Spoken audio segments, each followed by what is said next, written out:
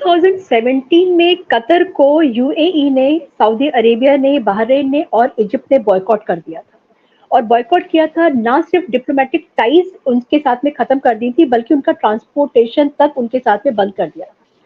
क्यों? क्योंकि कतर जो है वो बदनाम हो गया था टेररिज्म को सपोर्ट करने के लिए। और इसी विषय पे चर्चा करने के लिए मैंने आज सूद सर को इनवाइट किया है। नमस्कार सूद सर, आपका बहुत बहुत स्वागत है।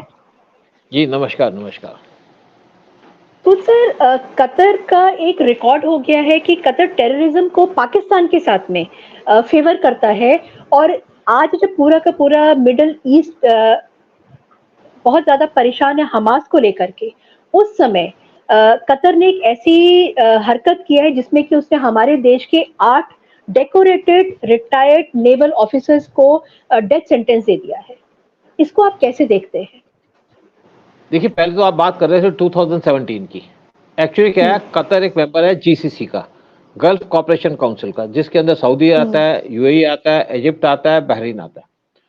और इन्होंने कतर को बाहर निकाल दिया था उससे, क्योंकि कतर की कुछ ऐसी एक्टिविटीज थी। एक तो अल जजीरा है कतर के अंदर, और इससे वो इन कंट्रीज को टारगेट करता था, इंडिया को तो टारगेट करता ही हमेशा। और इसकी जो एक्टिविटीज है वो काफी डिस्टर्ब करती थी।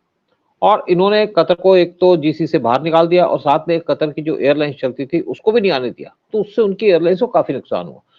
लेकिन कतर को कोई खास फर्क नहीं पड़ा, क्योंकि ये बाद में उन्होंने इसको बीच में डाल भी लिया जीसीसी के अंदर। शायद इस साल के शुरू की बात है, क्योंकि कतर एक छोटी सी कंट्री है लेकिन बड़ी रिच है। यहाँ पे 3rd लार्जेस्ट इसके यहाँ वेल्स हैं गैस के, और उससे इसकी इनकम आती है।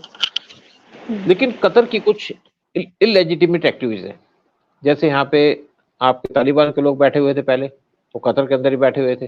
फिर कतर के अंदर हमास की टॉप लीडरशिप बैठी है, तो वो भी है। और ये कहा जाता है जो अब यहाँ पे लड़ाई हुई है इसीलिए हुई है इसराइल के साथ, क्योंकि कतर की वहां पे इनको सपोर्ट है। लेकिन दूसरी तरफ इस टाइम पे जो मेन इशू आता है कि कतर ने क्यों इंडियन आर्मी के 8 इंडियन नेवी के 8 लोगों को डेथ सेंटेंस दिया। एक्चुअली क्या है कि कतर के बड़े क्लोज रिलेशन है पाकिस्तान के साथ भी, और जब इन्होंने पहले रफाल खरीदे थे, और वेस्ट के साथ भी इनके कतर के अच्छे रिलेशन है क्योंकि वेस्ट से इक्विपमेंट खरीदते रहते हैं, यूएस के साथ भी, यूएस को भी सपोर्ट करते हैं, तो यूएस के लोग यहाँ बैठे रहते हैं, तो इस वजह से वो इनके खिलाफ कोई एक्शन नहीं लेते। अब ये कुछ नेवी के सबमरीन दे रहे हैं इटली से, तो इसलिए वेस्ट भी इनके साथ अच्छे से रहता है, क्योंकि उनका मिलिट्री का इक्विपमेंट ये खरीदते हैं। जैसे रफाल इनके पास है, जो फ्रांस के हैं, फिर नेवी के जो सबमरीन है वो ये इस टाइम पे बिल्ड कर रहे हैं अपनी कंट्री के अंदर। लेकिन इंडियन नेवी के 8 लोगों को कन्विक्ट करने का या फांसी देने का क्या पर्पस है, क्या मतलब है? एक्चुअली कतर के ऊपर बहुत ज्यादा इन्फ्लुएंस है पाकिस्तान का। कतर ने मिराज प्लेन लिए थे पहले ईरान से, फ्रांस से, और उनकी जो ट्रेनिंग दी थी इनके पायलट्स को, वो दी थी पाकिस्तानी पायलट्स ने, क्योंकि पाकिस्तान के पायलट्स पहले मिराज उड़ाते रहे हैं फ्रांस के। और ये जो रफाल इन्होंने खरीदे, उसकी देखिए हर एक कंट्री का अलग अलग टाइप की टेक्नोलॉजी होती है, और जो अगर आप मिराज उड़ा सकते हो तो आप रफाल भी उड़ा सकते हैं। तो पाकिस्तानी पायलट्स ने इनको ट्रेनिंग दी थी। वहाँ पे बहुत से इंडियंस भी हैं कतर के अंदर, कुछ आर्मी के लोग भी हैं, जैसे नेवी के लोग भी हैं, ये इनको एडवाइस देते हैं इनके काम करने के लिए। लेकिन कतर एक फेनेटिक टाइप की कंट्री है, और पाकिस्तान के इस पे काफी इन्फ्लुएंस है। जब अक्टूबर 2022 में कतर के अंदर फीफा वर्ल्ड कप हुआ था, और उस टाइम पे 4500 इन्होंने पाकिस्तान की आर्मी के लोग बुलाए थे सिक्योरिटी के लिए। और उस टाइम पे भी कतर काफी कंट्रोवर्सी में आया था, जैसे कुछ जर्नलिस्ट थे जिन्होंने टी शर्टें पहनी थी या कुछ ऐसे वैसे कपड़े पहने थे, उस पर इन्होंने ऑब्जेक्शन किया, उन्हें जेल में डाल दिया, लेकिन वो फिर बाहर आ गए। और ये जो इस टाइम पे 8 नेवी के ऑफिसर्स को इन्होंने फांसी की सजा दी है, इसके ऊपर कई रीजन हैं। पहली बात तो इन लोगों को अगस्त 2022 में इनके घर में कुछ लोगों ने नॉक किया, और जब पुलिस के लोग वहां पे आए तो उन्होंने कहा जी आपको ट्रेनिंग देनी है हमारे लोगों को, आर्मी के लोगों को, तो आप चलिए। तो नेवी के ऑफिसर्स उनके साथ चले गए, और साथ चले गए तो इन्होंने वहां जाकर उसको जेल में बंद कर दिया। फिर अक्टूबर के शुरू में इन लोगों को छोड़ दिया, इनके घर आ गए, इन्होंने सामान पैक किया, और उसके बाद दोबारा जेल में ले गए। और ये कहा जाता है कि पाकिस्तान का इसके अंदर बड़ा इंपॉर्टेंट रोल था, क्योंकि पाकिस्तान की आर्मी से इनका कांटेक्ट है और पाकिस्तान हमेशा कोशिश करता है कि इंडिया को नुकसान पहुंचाया जाए। टर्की भी इंडिया को कोशिश करता है नुकसान पहुंचाने की। तो इनको दोबारा जेल में डाल दिया और ये बातचीत चल रही थी कि अभी अक्टूबर के अंदर 2-3 अक्टूबर को यहाँ पे एक केस का डिसीजन होगा और ये अपनी फैमिली को ज्वाइन करेंगे दिवाली से पहले। लेकिन बीच में 2 डेवलपमेंट्स हो गई। एक डेवलपमेंट तो होगी कि एक वार हो गया हमास और इसराइल का 7 अक्टूबर से, जिसमें इंडिया ने हमास को सपोर्ट किया और कतर पूरा सपोर्ट कर, इंडिया ने इसराइल को सपोर्ट किया और कतर सपोर्ट करता है हमास को। इससे कतर की लीडरशिप नाराज होगी। कतर के अंदर कोई डेमोक्रेसी तो है नहीं, कोई सिस्टम तो है नहीं कि वहां पे आवाज सुनी जाए किसी की। और दूसरी बात यह है कि कतर के जो आर्मी चीफ है पाकिस्तान गए थे और पाकिस्तान जाकर के पाकिस्तान के आर्मी चीफ से मिले थे। अक्टूबर की बात ये भी शुरू की भी। तो ये जो इनकी विजिट थी वहां पे, उससे ये माना जाता है कि काफी इनके ऊपर इन्फ्लुएंस होगा कि कतर यहाँ पे एक्शन ले इंडिया के खिलाफ, क्योंकि पाकिस्तान तो कोशिश करता रहता है इंडिया को नुकसान पहुंचाने की। तो इसी के चक्कर में इन्होंने 8 नेवी के ऑफिसर्स को फांसी की सजा सुना दी।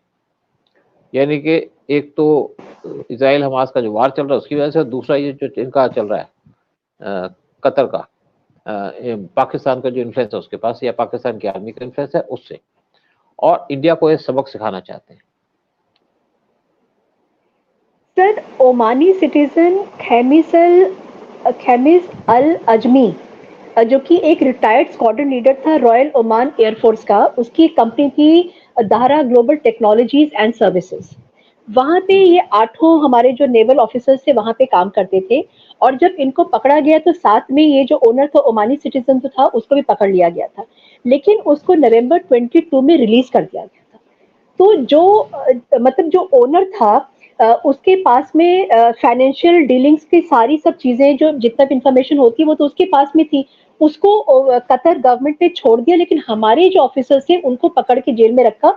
और अब इस समय जब पूरी दुनिया जो है बट गई है इजराइल में और हमास को लेकर के, उस समय हमारे नेवल ऑफिसर्स को इन्होंने जो है डेथ सेंटेंस दे दिया। इसका क्या मतलब देखिए, हुआ? इसका एक मतलब है कि एक तो पाकिस्तानी इन्फ्लुएंस है इसके पीछे, जैसे हमने बात की कि पाकिस्तान की कतर के साथ क्लोज रिलेशन है, उनके आर्मी के लोग भी वहां रहते हैं। और दूसरा है कि इंडिया ने हमास को क्रिटिसाइज किया और इसराइल को सपोर्ट किया, और कतर के अंदर तो हमास के जो टॉप लीडरशिप है वहीं बैठी होती है। तो इनको जो फांसी देने का पर्पज है इसी चक्कर में। और दूसरी बात क्या है कि कतर, देखिए ये जो कंट्रीज है ना, कतर जैसी, ये इनके अंदर कोई डेमोक्रेटिक रूल है नहीं, वन मैन रूल है। जो किंग कह दे वो बात ठीक है, जिसने किंग के कान भर दिए वो ठीक है।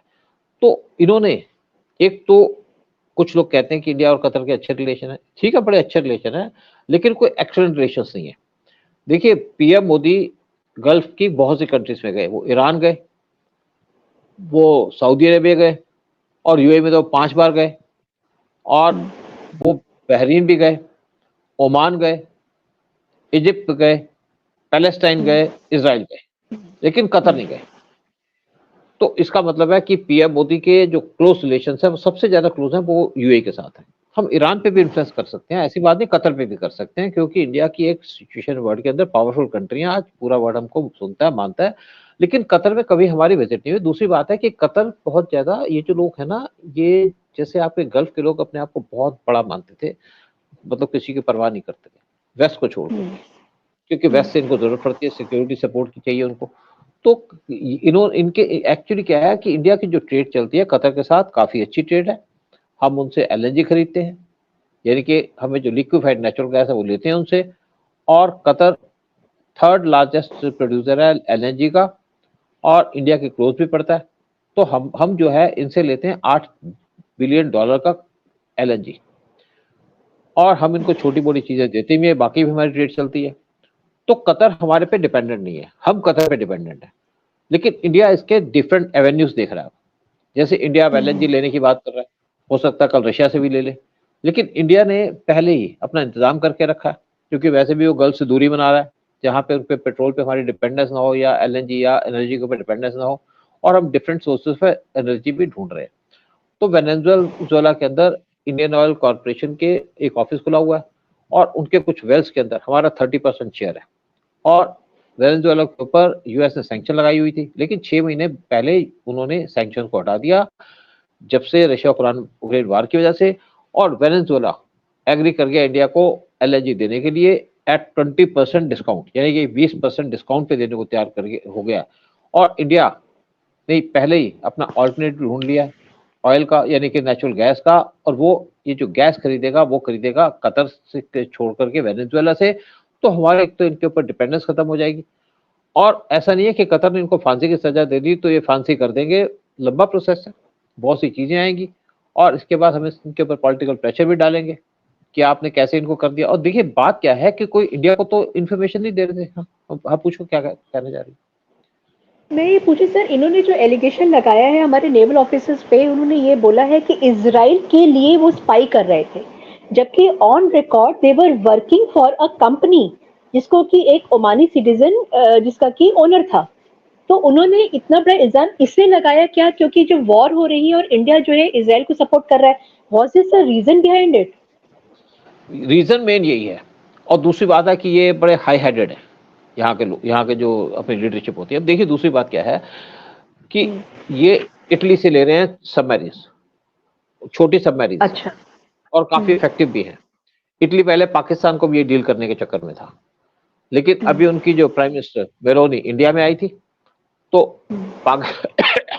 पाकिस्तान के साथ तो डील कैंसिल हो गई क्योंकि पाकिस्तान के पैसे नहीं है। और इंडिया ने कहा कि अगर आप हमसे डील करना चाहते हैं, आर्म्स एम्यूनिशन हमको बेचना चाहते हैं, तो आप पाकिस्तान के साथ कोई डील नहीं करेंगे। तो इंडिया भी सबमरीन लेने की तैयारी कर रहा है, लेकिन हमारा प्रोसेस जरूर लंबा होता है। और दूसरी बात है कि ये जो सबमरीन है ये तो पहले इसराइल के पास है, तो इसराइल को इनके बारे में जानने की जरूरत ही नहीं है। अगर इसराइल को जानना होगा इनके बारे में तो सीधा इटली से ले सकता है, इटली से जानकारी ले सकता है। उनके पास तो लेटेस्ट सबमरीन्स भी हैं, और ओमान अब ये कतर भी बना रहा है, और इंडिया भी इसको लेने की तैयारी में है। इंडिया को जो भी इंफॉर्मेशन चाहिए होगी वो तो इटली दे देगी, और सेम अगर उसको इंफॉर्मेशन चाहिए होगी तो वो इसराइल को भी कतर भी दे देगा, इसराइल को इटली भी दे देगा। तो यहाँ पे कोई रीजन नहीं बताओ। देखिए दूसरी बात होती है, कोई जासूसी करता है तो एक आदमी करता है, दो आदमी करते हैं, 8-8 आदमी इकट्ठे तो जासूसी नहीं करेंगे ना। क्या इनके पास कोई पैसे मिले, इनको एडिशनल इनकम मिली? लेकिन ये जो सारा केस कनेक्टेड है इसलिए है कि एक तो हाई हेडेडनेस है, और दूसरे ऊपर के पीछे पाकिस्तान की सपोर्ट है, पाकिस्तान की आर्मी के जो कनेक्शन है इनके साथ, वो रीजन है इनको फंसाया गया। जैसे आप देखो ना, जाधव को पाकिस्तान के अंदर वहां पे उठा लिया गया, वो भी एक्स नेवल ऑफिसर था। और जाधव का क्या चक्कर था, जिस आदमी ने जाधव को ईरान से लेकर के पाकिस्तान दिया था, किडनैप किया था, वो तो 2 साल पहले मारा गया, और उसने कबूल भी किया कि मैंने किया, क्योंकि ईरान ने पाकिस्तान को प्रेशर डाला था कि भाई ये टेररिस्ट है, ये हमारे कंट्री के अगेंस्ट टेररिज्म करता है, आप इसको हमें हैंड ओवर कर दो। उन्होंने हैंड ओवर नहीं किया, उनका हैंड ओवर कर देंगे तो सारी इंफॉर्मेशन दे देगा ईरान को। उन्होंने उसको मार दिया, उसके 2 बेटों को भी मार दिया। तो जाधव का केस तो क्लियर हो गया, और अब ये जो केस है इनको जो फंसाया गया है, और मेन जो कतर का इशू है वो है जो इंडिया सपोर्ट कर रहा है हमास को, और पाकिस्तान का पीछे इनको हाथ है। पाकिस्तान हमेशा इंडिया को डिस्टर्ब करता है किसी न किसी चक्कर में, लेकिन हम इसको निकाल लेंगे। हम अपनी जो डिपेंडेंस है कतर के ऊपर कम कर रहे हैं, और हम इसको डाइवर्सिफाई कर रहे हैं। सर ये तो डिप्लोमेटिकली हो गया कि हमारा ट्रेड जो है वो कहाँ से शिफ्ट करके हम कहाँ लेके जा रहे हैं। मेरा आपसे एक क्वेश्चन ये है कि क्या हम जब डील करेंगे इस सिचुएशन के साथ में, तो क्या हम 1 to 1 बात करेंगे, डॉक्टर एस जयशंकर जाकर बात करेंगे, या हम यूएन का सपोर्ट लेंगे? क्या यूएन इंटरफेयर करेगा हमारी इस कंडीशन पे, हमारी सिचुएशन पे? देखिए वैसे तो यूएन इररिलेवेंट हो चुका है।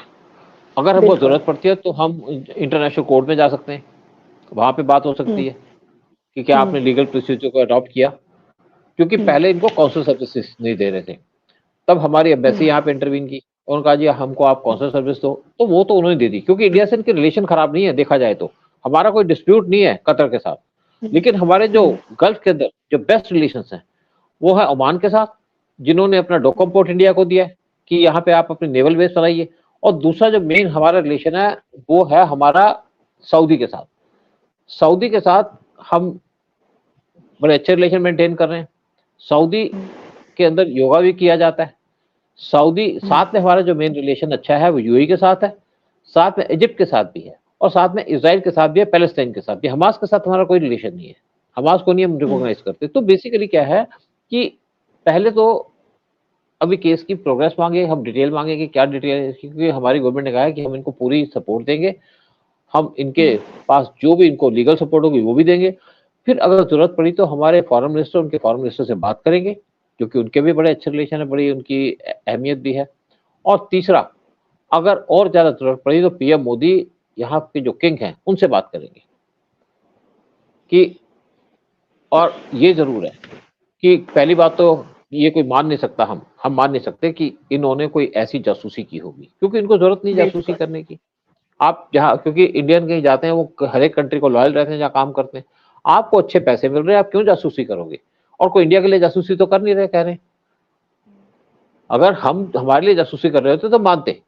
एलिगेशन है कि इसराइल के साथ, क्योंकि इनकी इसराइल के साथ काफी नफरत है, उसके वजह से इसराइल का नाम लिया। लेकिन मुझे लगता है कि ये बहुत जल्दी, जैसे ही आपके हमास और इसका इसराइल का वार खत्म होगा, तो ये इशू भी रिजॉल्व हो जाएगा। और दूसरी तरफ यूएस ने प्रेशर डालना शुरू कर दिया है कतर के ऊपर कि आप अपने हाथ से हमास को निकालो। तो हमास ने कहा है कि एक बार ये जो इशू है, यानी कि जो होस्टेजेस का इशू है, ये रिजॉल्व हो जाए तो हम इसको कंसिडर कर सकते हैं या कंसिडर करेंगे। और दूसरी बात है, यूएस के यहाँ पे बेसिस भी हैं कतर के अंदर। जब ये तालिबान पे अटैक कर रहे थे अफगानिस्तान पे, तो यहाँ से उनके एयरप्लेन फ्लाई करके जाते थे, यानी कि कतर से। तो यूएस के भी यहाँ पे इंटरेस्ट है, और यूएस को कभी नाराज नहीं कर सकते ये। और यूएस ने कहा जी आप यहाँ से हमास को बंद करो, हमास को निकालो, और अल्टीमेटली तो हमास निकलेगा भी। और युद्ध जो है हो सकता है 1 महीने चले, 2 महीने चले, 3 महीने चले, उसके बाद तो हमास को खत्म होना ही है। और हमास खत्म होगा तो कतर भी अपनी लाइन में आ जाएगा। जैसे आप देखिए अफगानिस्तान के अंदर, अफगानिस्तान से किसी को दिक्कत तो नहीं है ना आज की डेट में। बिल्कुल। कतर को तो वैसे भी सर बोला जाता है कि अफगानिस्तान, पाकिस्तान, तालिबान से ज़्यादा खतरनाक है, क्योंकि वो टेररिज्म को फंड कर रहा है। और जो जैसे इस समय जो वॉर हो रहा है हमास का और इज़राइल का, उसमें हम देख रहे हैं कि कतर का क्या अपना स्टैंड रहा है और किस तरीके से वो फाइनेंस और फंडिंग अपनी कर रहे हैं बढ़ाने के लिए। भारत जो है, I am sure and 100%, 110% sure कि अपने किसी भी सिटीजन को विदेश की धरती पर नुकसान होते हुए नहीं देखेगा। और मोदी जी, मुझे लगता है कि आसमान और जमीन को एक कर देंगे हमारे 8 नेवल ऑफिसर्स को वापस लाने के लिए। रीजन क्या है, आपने बहुत अच्छी तरीके से सर एक्सप्लेन किया, बहुत अच्छी तरीके से आपने बताया, राइट फ्रॉम द टाइम 2017 से लेकर के आज तक की जो सिचुएशन है। और ये सब बताने के लिए आपका बहुत बहुत धन्यवाद। Thank you so much sir. Thank you, welcome. जय हिंद, जय भारत। जय हिंद, जय भारत।